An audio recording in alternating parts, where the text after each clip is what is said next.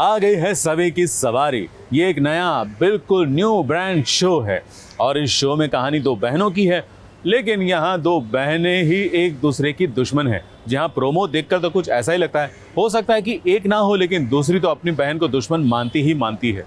मगर ऐसा क्यों है, क्या वजह है, ये सब अगर जानना है तो देखिए आज की हमारी ये स्पेशल स्टोरी।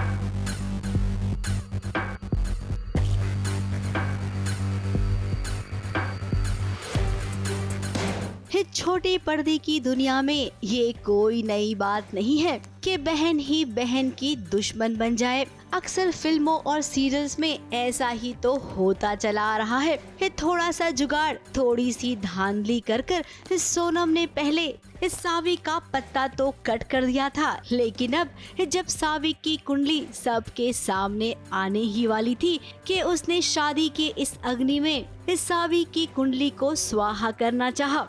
बेसिकली ड्रामा यही है कि कुंडली सोनम नहीं चाहती कि कुंडली का सच बाहर आए और चाहती है कि सक्सेसफुली उसकी शादी नित्यम दालमिया से हो जाए, बट अनफॉर्चुनेटली वो हो नहीं पाता।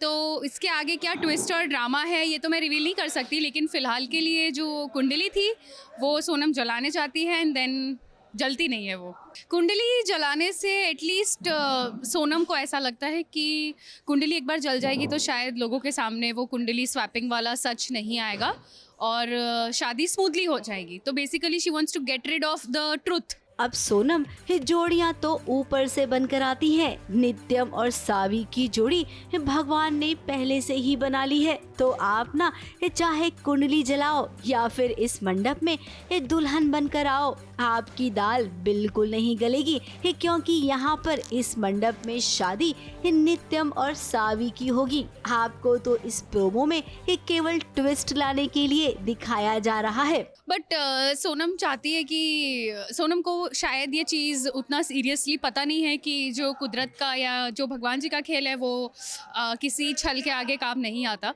बट इवेंचुअली मे बी पता चल जाए या मे बी वो और भी ज़्यादा गुस्से वाली हो जाए। You never know how the character turns out to be, but अभी के लिए तो उसको बस चाहिए कि कुंडली वाला सच बाहर नहीं आए। वैसे बहन ही जब बहन की दुश्मन बन जाए तो कहानी में एक तड़का लग जाता है और तड़के वाली कहानी को ही तो दर्शक देखना पसंद करते हैं। मुंबई से कैमरामैन सुजीत मिश्रा के साथ एबीपी न्यूज रिपोर्ट।